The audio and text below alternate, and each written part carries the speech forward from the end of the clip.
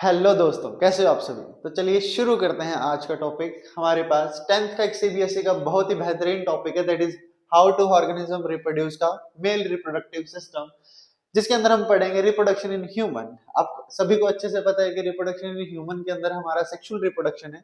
अगर sexual reproduction है तो हमारे पास गैमेट्स की फॉर्मेशन होगी, मेल गैमेट, फीमेल गैमेट, जो कि आपस में फ्यूज करेंगे और एक जाइगोट बनाएंगे, जिससे एक नया ऑर्गेनिज्म पैदा होगा, नया एक चाइल्ड ऑफस्प्रिंग पैदा होगा। तो आज हम पढ़ेंगे एक पार्ट हमारे ह्यूमन रिप्रोडक्शन का, that is male reproductive system. Male का पढ़ेंगे आज कि कैसे स्पर्म करता है काम, कैसे एक स्पर्म बनता है, कैसे एक स्पर्म जो है फीमेल की बॉडी में जाता है। तो चलिए शुरू करते हैं आज हम।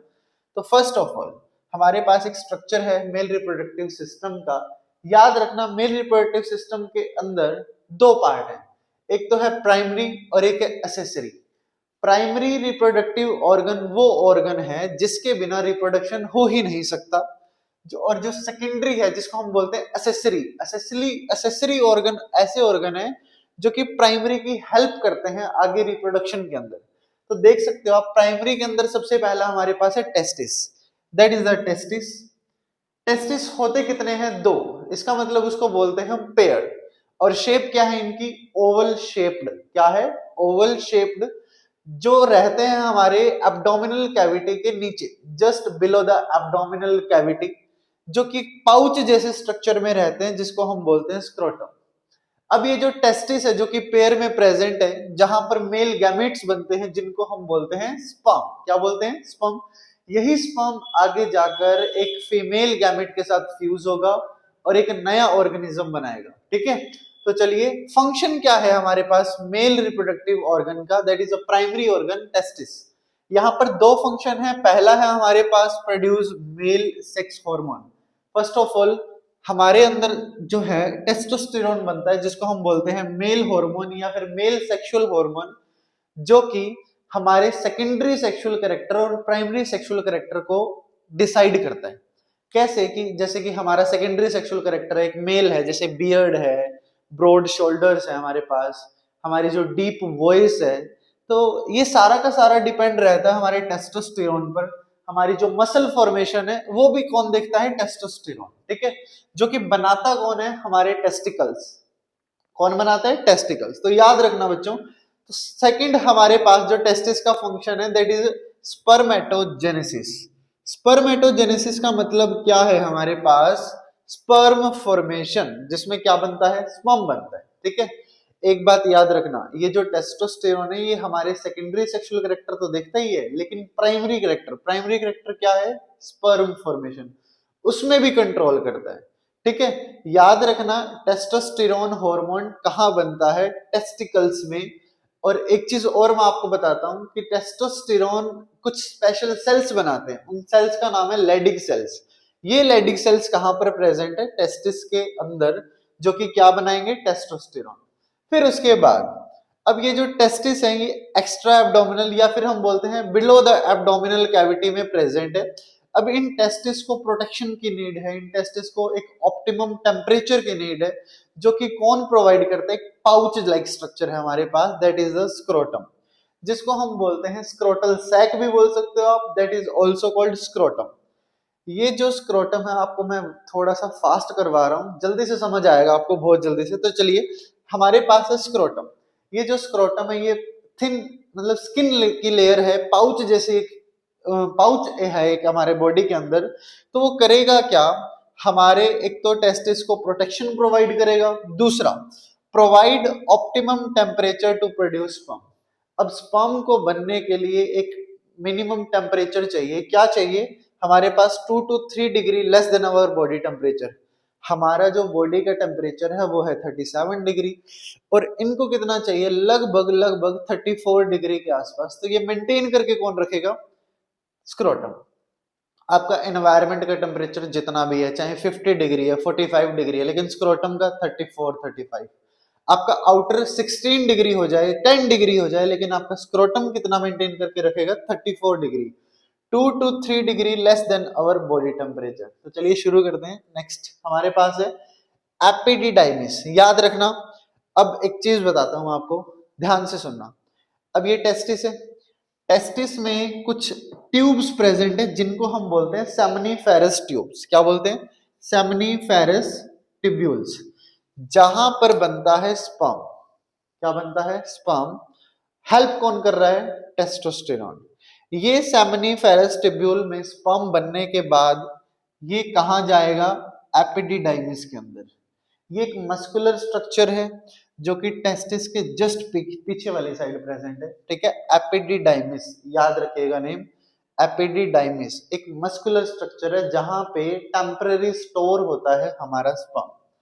अब ये रहा हमारे पास एपिडिडाइमिस, स्पर्म को स्टोर तो करेगा ही करेगा, साथ में डेवलप भी करेगा, डेवलपमेंट भी होगी। जितना ज्यादा टाइम एपिडिडाइमिस में स्टोर रहेगा स्पर्म, उतना ज्यादा एक स्पर्म की क्वालिटी बन पाएगी, स्पर्म आपका बेहतरीन हो पाएगा, ठीक है। आगे जाकर रिप्रोडक्शन में थोड़ा सा हेल्पफुल होगा। फिर उसके बाद अब मान लीजिए आपका एपिडिडाइमिस से चला गया स्पर्म कहां पर? वासा डिफरेंस। वासा डिफरेंस को बोलते हैं हम स्पर्म डक्ट। एक चीज याद रखना, जब तक इजैक्यूलेशन का टाइम नहीं आएगा, मतलब स्पर्म रिलीज करने का टाइम नहीं आएगा, तब तक स्पर्म स्टोर रहेंगे एपिडिडाइमिस के अंदर। जैसे ही इंटीमेसी होगी, जैसे ही एक सेक्सुअल इंटरेक्शन होगा, कॉपुलेशन होगा, मेटिंग होगी, तो क्या होगा? एपिडिडाइमिस में से स्पर्म रिलीज होंगे और कहां पर एंटर करेंगे? एक पतली सी पाइप है, बहुत थिन पाइप है, दैट इज वासा डिफरेंस, जिसको हम बोलते हैं स्पर्म डक्ट। ये स्पर्म जाकर मीट करते हैं यूरेथ्रा से। कहां पर मीट करेंगे? यूरेथ्रा। एक चीज याद रखना, जहां से हमारा यूरिन आता है वहीं से स्पर्म आते हैं, ठीक है। तो एक चीज बताता हूं आपको, कभी भी अकेले स्पर्म पेनिस से बाहर नहीं आ सकते। क्यों नहीं आ सकते? अगर अकेले स्पर्म आ रहे हैं तो स्पर्म की डेथ हो जाएगी वैसे भी। क्यों हो जाएगी? अब स्पर्म का जो नेचर है वो बेसिक है। अब बेसिक होने के साथ साथ स्पर्म को प्रोटेक्शन की भी जरूरत है। अब एक चीज और सुनो, जो स्पर्म है आपका, स्पर्म को लेकर जाना है फीमेल की बॉडी में और 72 आवर्स तक वहां भी जिंदा रखना है।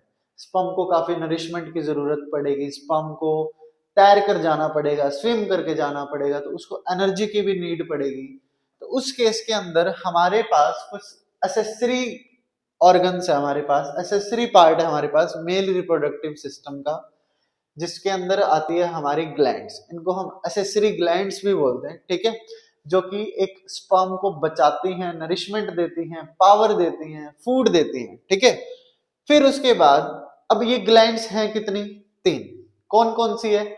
सेमिनल वेसिकल, प्रोस्टेट और बल्बोयूरेथ्रल ग्लैंड। क्या क्या नेम है? सेमिनल वेसिकल, प्रोस्टेट और बल्बोयूरेथ्रल ग्लैंड। ये तीनों ग्लैंड क्या करेगी? अपना अपना फ्लूइड रिलीज करेगी और स्पर्म में मिक्स करेगी, ताकि स्पर्म आगे जाकर जिंदा रह सके। तो चलिए देखते हैं हम। अब सीमन क्या होता है? कभी भी मैंने आपको अभी बताया कि पेनिस से स्पर्म अकेला कभी भी रिलीज नहीं होगा। तो स्पर्म अकेला रिलीज नहीं होगा तो क्या होगा कि स्पर्म तो होगा, साथ में सेमिनल जो वेसिकल ग्लैंड है वो एक फ्लूइड निकालेगी, सेमिनल फ्लूइड, प्रोस्टेट ग्लैंड निकालेगी, प्रोस्टेट फ्लूइड, और बल्बोयूरेथ्रल ग्लैंड का दूसरा नाम है काउपर्स ग्लैंड। तो इसी को हम बोल सकते हैं काउपर्स फ्लूइड। तो रिमाइंड रखना, बल्बोयूरेथ्रल का जो सेकंड नेम है वो काउपर्स ग्लैंड है और इसी को हम बोल सकते हैं काउपर्स फ्लूइड, ठीक है। याद रखना बड़ा इजी है, ठीक है, जैसे ग्लैंड्स का नेम है वैसा ही फ्लूइड है। तो चलिए, एक सीमन जब रिलीज होता है, जब एक सीमन रिलीज होता है लगभग 3 ml के आसपास रिलीज होता है। अगर हम एडल्ट में देखें तो उसके अंदर स्पर्म होते कितने? सिर्फ 10%, ठीक है। एक बार जब सीमन रिलीज होता है तो लगभग उसके अंदर 1.5 मिलियन स्पर्म रहते हैं, लगभग 15 लाख के आसपास, ठीक है। अब सेमिनल फ्लूइड कितना है? 60 to 65%, काउपर्स फ्लूइड 25% और प्रोस्टेट फ्लूइड 25% और काउपर्स फ्लूइड 1 to 5%। अब इन फ्लूइड्स का अलग अलग काम है। अब सुनो ध्यान से, अब अभी मैंने बताया जहां से यूरिन आता है वहीं से स्पर्म आता है। तो urine is acidic in nature, sperm is basic. जैसे ही स्पर्म यूरिन के टच होगा बेचारा मर जाएगा। अब ऐसे ही जब स्पर्म जाएंगे फीमेल की बॉडी में, ठीक है, फीमेल की बॉडी में तो एंटर करेंगे, अब फीमेल की जो वजाइना है वहां पर भी बहुत ज्यादा एसिडिक मीडियम है, वहां भी एक स्पर्म को प्रोटेक्शन की नीड पड़ेगी। तो यही फ्लूइड है जो प्रोटेक्ट करेंगे उसको। तो चलिए, सेमिनल फ्लूइड है जो कि क्या देता है, नरिशमेंट, और साथ में फूड प्रोवाइड करेगा स्पर्म को।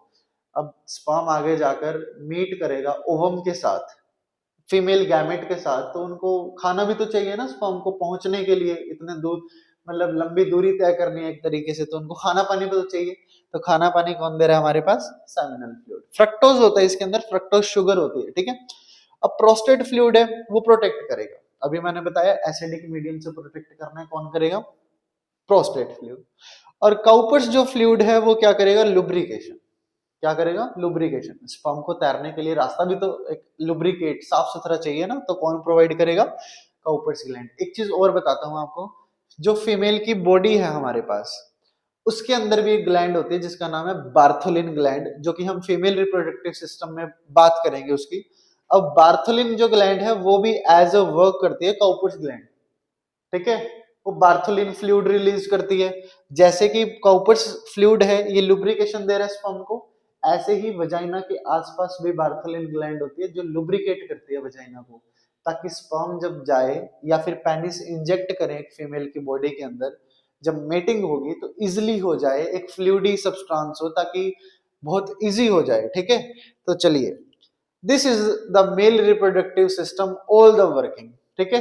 एक बात याद रखना, टेस्टिस से स्पर्म निकला, एपिडिडाइमिस, एपिडिडाइमिस से कहां गया, वास डिफरेंस, स्पर्म डक्ट। अब ये वास डिफरेंस कनेक्ट हो जाएगी यूरेथ्रा, कहां से हो जाएगी, यूरेथ्रा।